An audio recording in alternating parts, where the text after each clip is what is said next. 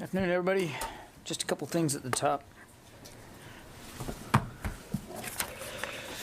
I think you saw a day or so ago where I announced that the Secretary was heading to Brussels next week for the NATO Defense Ministerial in person. He will follow up his visit to Brussels for the Defense Ministerial with a visit to Slovakia, where he will visit with senior civilian and military leaders there to again make clear our firm commitment to NATO's eastern flank and talk about ways to deepen the U.S.-Slovakia relationship. A quick exercise note, if I might. U.S. Africa Command's exercise Obangami Express, the largest multinational maritime exercise in Western Africa, will kick off its 11th year today. 32 nations are participating in the exercise, which is hosted by Senegal. The exercise is designed to improve regional cooperation, maritime domain awareness, information sharing practices, and tactical interdiction expertise to enhance the collective capabilities of all the participating nations with respect to countering sea-based illicit activity. So that's starting today. With that, we'll take questions. Bob. Thank you. A couple of questions on Ukraine. The airstrikes in the west on, I think, 2 airfields. Does that suggest a widening of the war effort by Russia? And the second question has to do with the much discussed convoy north or northwest of Kyiv. Yeah. Do changes in the positioning of elements of that convoy portend like an imminent assault on Kyiv or any significant military movement? Well, I'd say that if people of Kyiv would tell you they're under assault right now. There's Russian bombardment and shelling going on quite violently as we speak. And we do assess that the Russians are beginning to make more momentum on the ground towards Kyiv, particularly from the east, not quite so much from the north. I don't want to make too much of the fact that there's satellite imagery talking about this convoy, moving off into tree lines or dispersing. That could just be force protection, because the Ukrainians have continued to threaten that convoy and its progress. Essentially, Bob, we don't see any progress by it to resupply and support operations to the south. But I'd be careful making too much about this dispersal stuff. I feel like I missed one. Did I get? Yeah, the west, the attacks in the west. Oh, yeah, thank you. Difficult to know with great certainty what the Russians are doing here. Our assessment is that they struck a couple of airfields in the west. It's not like there hasn't been any airstrikes in western Ukraine since the beginning of this operation 16 days ago. It's just that we haven't seen that as a routine matter. So now you got 2 in one day. That's notable. What it means, what it portends, where the Russians are going with this, we don't really know. We believe the targets were airfields. So from a military perspective, you could see a certain logical sense there to deny the Ukrainians the ability to use some airstrips in the western part of the country. But by and large, and to the vast majority of the combat power that they are exercising in Ukraine, it's in the east. It's everything east of Kyiv. That's where the violence is the worst. That's where they're putting a lot of their energy and resources in. Those are the population centers that they're going after: Kharkiv, Cherniv, Kyiv, Mariupol, Mykolaiv down to the south, and they're still fighting in the Donbass. So it's really more to the east. So is that marginal change, or is that a reflective widening of their effort? Again, I think it's too soon to know. I mean, we're talking about 2 strikes on 2 fields, and it's not like we haven't seen any in the past there. So I think it's just too soon to be able to divine some sort of larger purpose here or some strategy. Again, the vast majority of their combat power is being spent in the east. Yeah, Jen. John, what kind of weapon was used to fire at those airfields? Was it a missile that came in from Belarus, or what do you assess? Yeah, we don't really have point of origin here, don't have types of munitions. The Russians themselves have admitted that they used long-range, precision-guided weapons. Certainly we would agree with the long-range aspect of this, since they don't have force structure in Ukraine that is really concentrated in the West. all of their ground power is in the east. So I don't think we'd push back on the notion that's long range, but what kind of missile, what kind of munition, what the warhead was, we don't have that level of detail. Your assessment that those fields were targeted because there's been so much talk of these MiG-29s and they would have been airfields that the MiGs would have flown from? We don't know. And what will the U.S. do if Russia uses a chemical weapon in Ukraine? Well, I don't want to get into speculating. I think you heard the president very clearly today say that there would be severe consequences for Russia should that happen, and I don't think it'd be helpful for me to go beyond that right now from the Defense Department. Court. Two things. Do you have any indications that those attacks on the airfields in the West could have been because any foreign military equipment or anything has been flowing through there and they were trying to target? I'm not going to speak for Russian targeting procedures here, Court. We know those airfields will hit, exactly why and what was in the Russian mindset. It's difficult for us to know. And then can you update on two things? One, have there been any developments or changes on the nuclear front? Like, are you seeing any indications that Russia may be considering planning for the use of a tactical nuclear weapon? And then on the chemical biological weapons, are there any indications that they've been bringing any of those into Ukraine or into the area to potentially prepare to use? So on the nuclear stuff, again, I want to be very careful here in talking about intelligence assessments. I would just say, and this is something we look at every day, that we are confident in the strategic deterrent posture that we have in place in order to defend the homeland, our allies, and our partners. I would not speak to anything specific on the Russian side. I would just tell you that we've seen nothing that gives us cause or reason to change our deterrent posture at this time. I think that's really about as far as I can go. On the chem bio thing, again, I don't want to get into intelligence assessments. We're watching this as closely as we can. I don't have anything to report with respect to specific Russian chem bio capabilities inside Ukraine. I would only say two things, Court. One, this is a country that has a reputation for using those kinds of weapons on people, and we know they have a program. And two, we continue to watch for the potential, and I want to stress the word potential that they could be banging this drum with the intent of creating some sort of false flag event that they could use it as an excuse to escalate the conflict even more. Again, we're watching this every day. I don't have any specific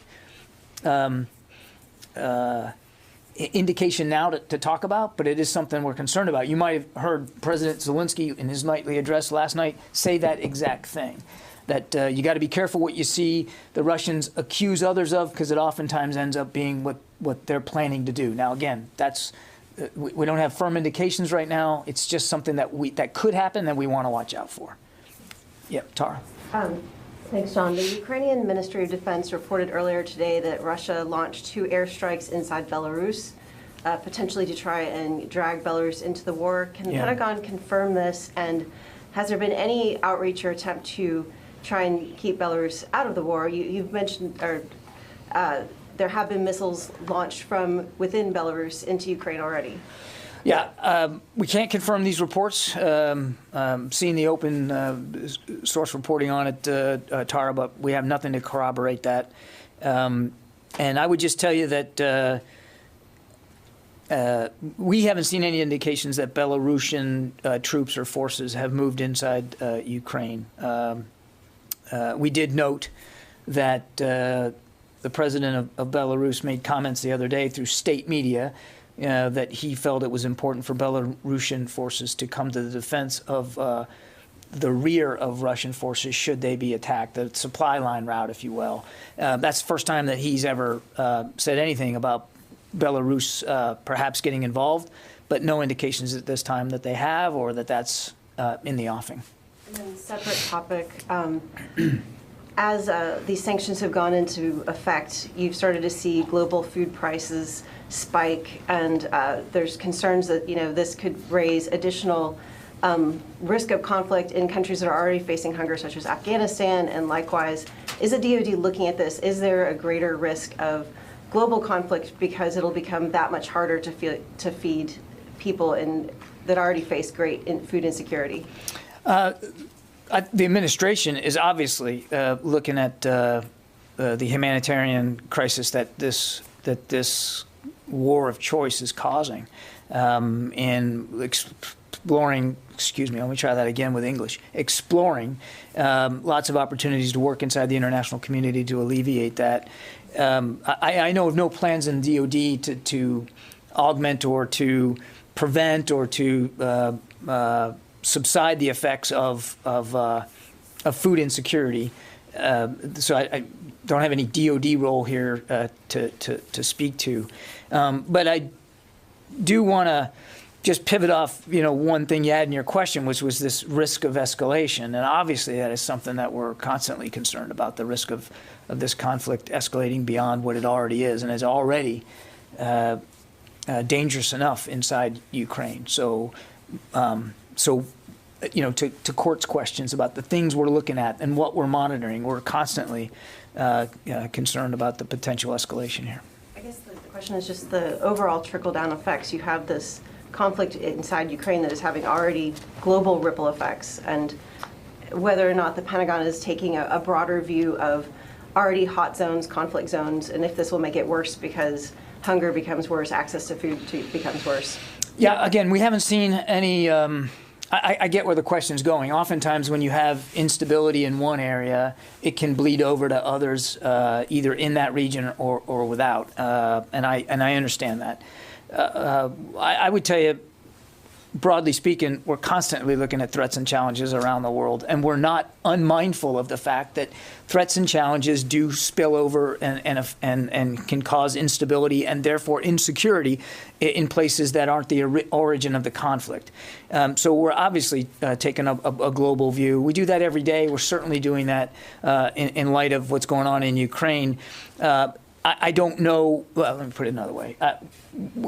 We haven't seen any specific indications that that there are going to be any imminent insecurity issues, challenges, threats in other regions as a result of this that we're going to have to address. I think that's what you were trying to get at, and I just think it's too soon to know that right now, too soon to tell.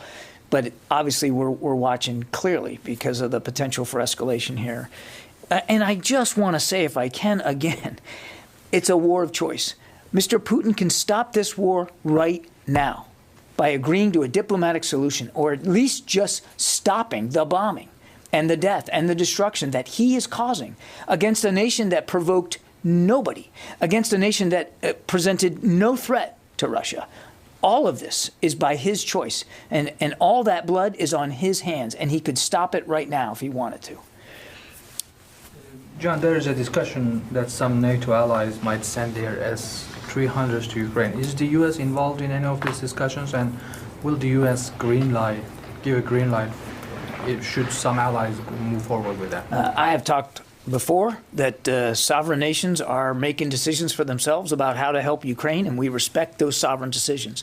It's not about the United States giving green lights or having vetoes here.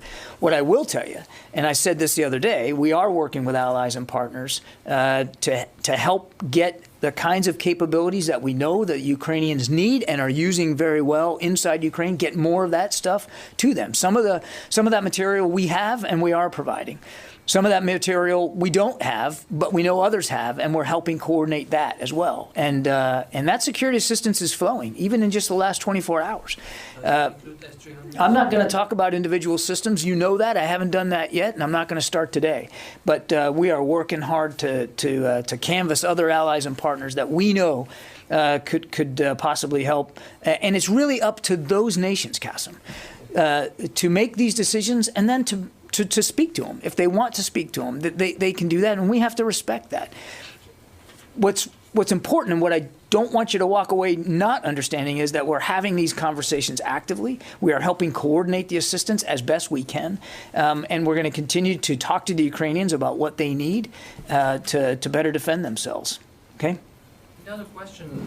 We have seen the U.S. Patriot batteries along the Poland border with Ukraine. I know you won't get into details, but can you tell us if the rules of engagement have changed since the war began in that part of the world? We don't talk about rules of engagement.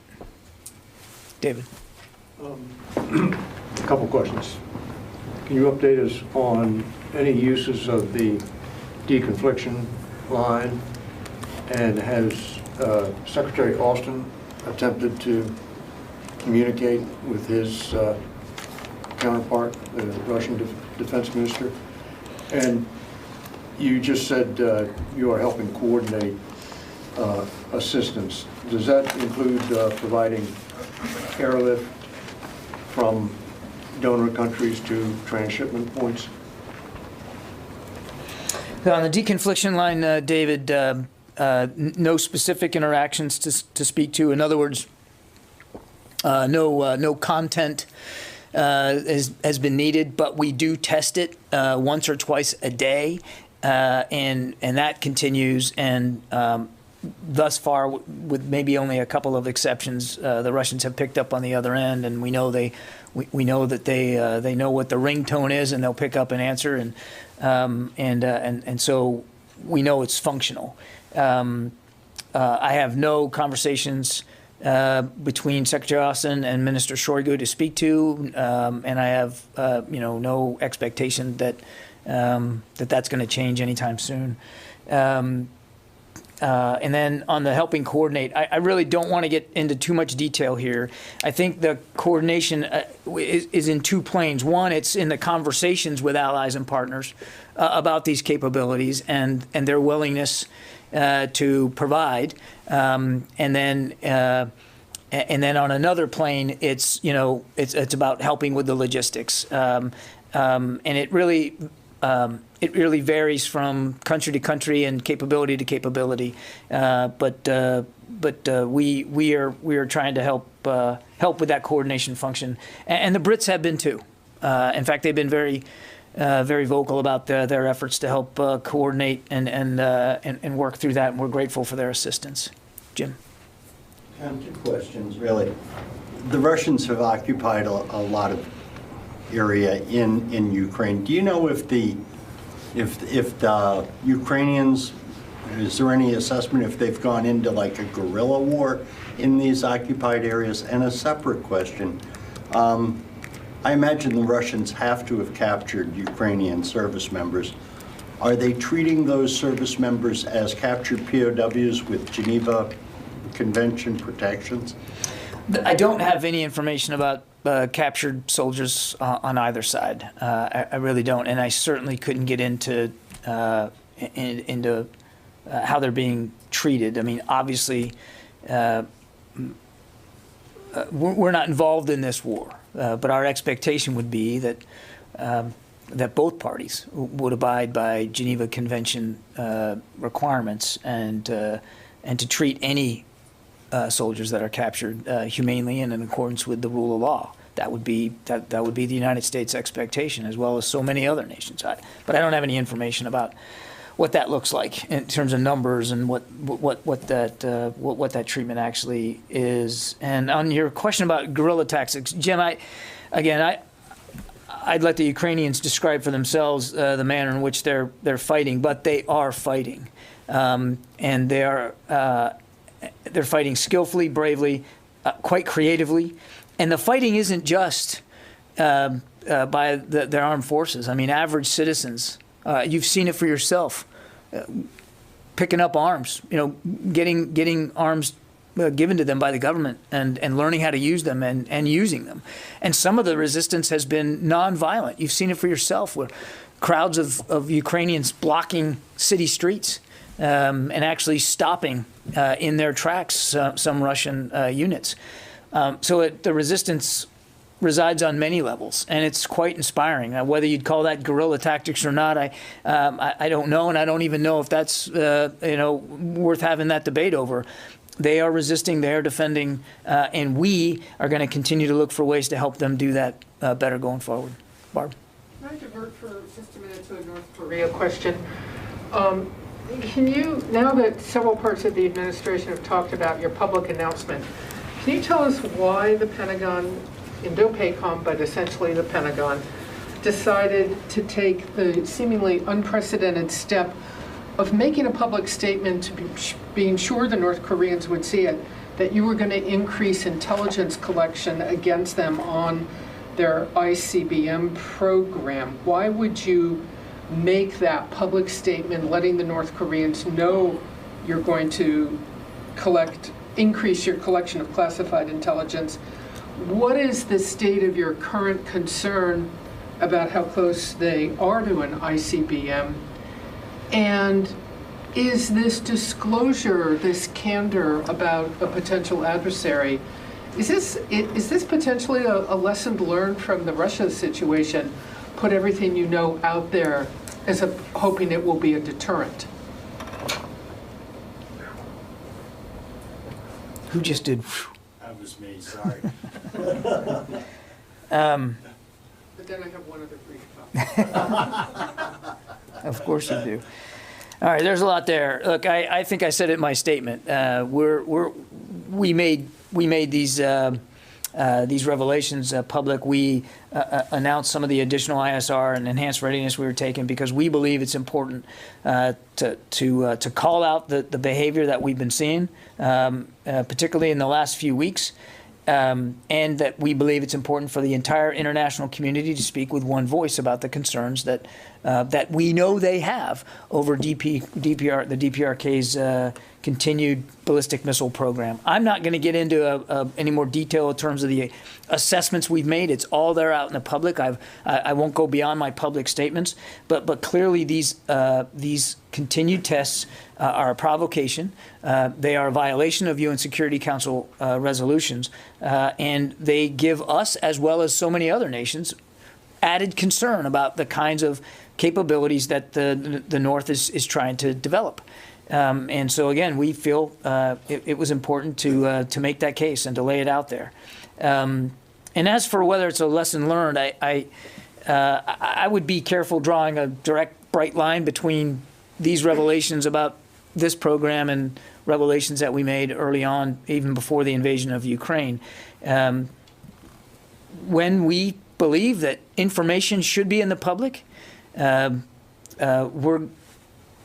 going to put it in the public. We're going to state it as best we can. Now, obviously, there's some stuff we know that we're not going to talk about, but we believe that calling them out publicly for these tests was the right thing to do. I want to ask one follow-up quickly on the deconfliction line. Two things. I take it they have never called the United States. It's all been you calling them. Is that right? To my knowledge, it has been us using it to check in once or twice a day. With them. Okay. And you said that they know your ringtone. So can you tell us what ringtone the U.S. selected? It was a poor attempt at being. It was a poor attempt at humor. I did not mean that we have an exact ringtone here. Just that we know they know how to use the system. Thank you. Yeah. John, you mentioned the Secretary's upcoming trip to NATO. What kind of things is he going to be discussing with the NATO partners? And we have been talking about the NATO response force being activated and that potentially some U.S. forces would be dedicated to it. What is the current count of how many U.S. personnel are actively participating in the NATO response force? Again, we're still working that through with NATO. What the response force would look like, be composed of, where it would go. So I don't have any sourced requirements to speak to today. I'm sorry, you had another question. Yeah, what about what exactly is going to be the tone of these meetings that he's going to have with his counterparts in Brussels next week? I mean, or what are they actively seeking? I mean, I think this second defense ministerial now, in light of this issue, comes at a critical time here. 2 weeks out will be more likely 3 weeks into this conflict, and I don't know what things are going to look like next week, but obviously we can expect the defense ministers to talk seriously about what NATO is doing to better shore up its defenses, and making sure that we all have a common sight picture of the threat environment and what needs to be done, again, to meet our Article 5 commitments. So there's no, like, is there an agenda is there something specifically that tops the agenda with regards to Ukraine? I would let NATO and the Secretary General speak to it's his defense ministerial. I don't want to get ahead of his agenda. That's really for him to speak to. The Secretary is pleased to be able to go in person and be there to meet with other defense ministers, whoever is going to be there. And we know that there's a lot to talk about. I mean, there's an awful lot going on inside the alliance. The alliance is more relevant than ever. It's more united than ever. It's certainly a more viable alliance than it's ever been. Again, there's going to be a lot of material to go through, both in terms of what we're seeing happen in Ukraine and the effect that needs to have on the alliance going forward, including the application of the NATO response force and what that looks like, where and who and when. All that we expect will be discussed. In the back there. Okay, thank you. I want to follow up about North Korea. The Indo-PACOM increased the readiness among the missile defense forces in the region earlier this week. So could you tell us a sense of what steps the Indo-PACOM has taken since then? What has changed before and after this new direction?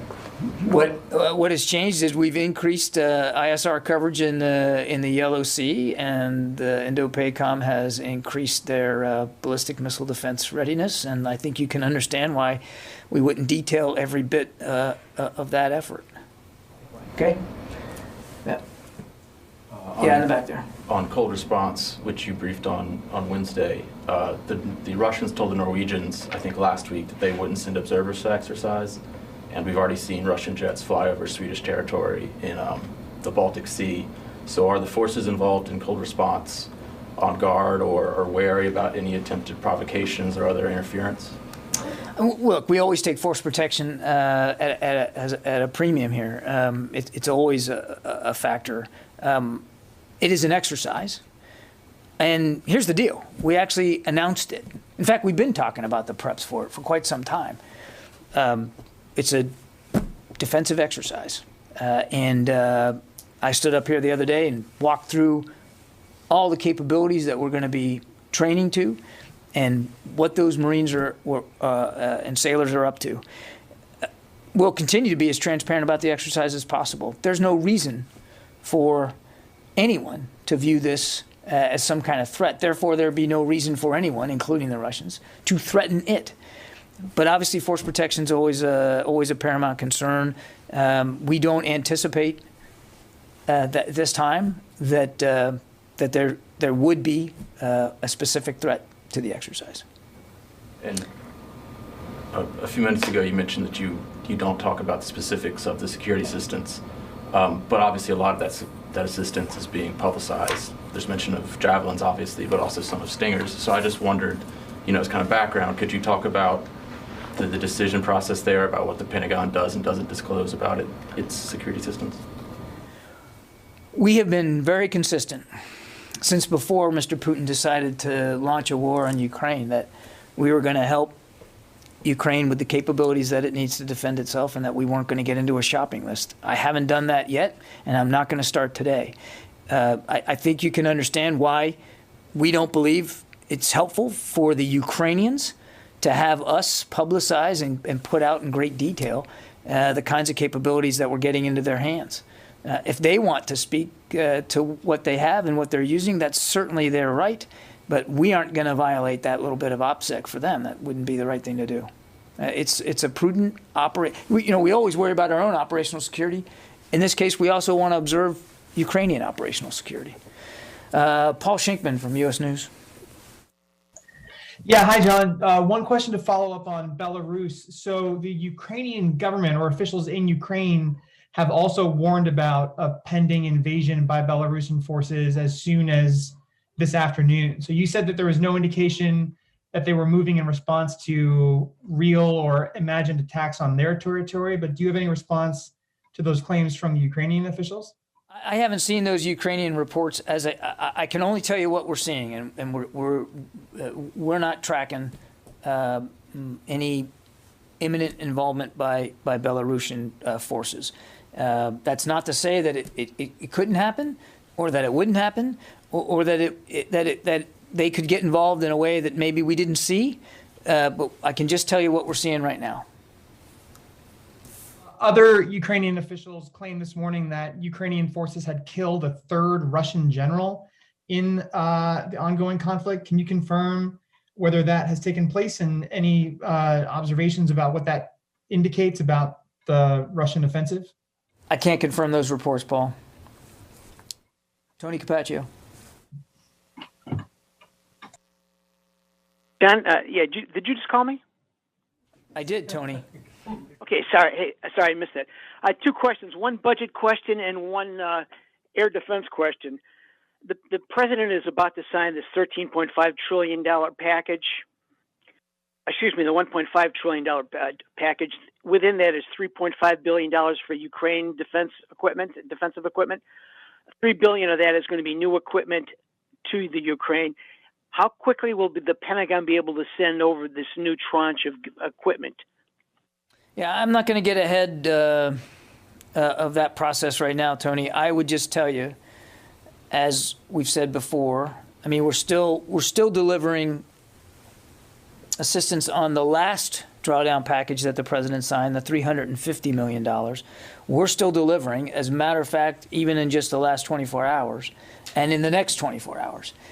And obviously we will, as I've said before, we will continue to provide security assistance to the Ukrainians for as long as we can, as fast as we can. And that would certainly include under the authorities and funding that would be provided by this spending bill when the president signs it. He's indicated that he's going to sign it. And obviously, broadly speaking, we're grateful to be able to have an appropriations bill signed into law and not have to live under the threat of yet more continuing resolutions.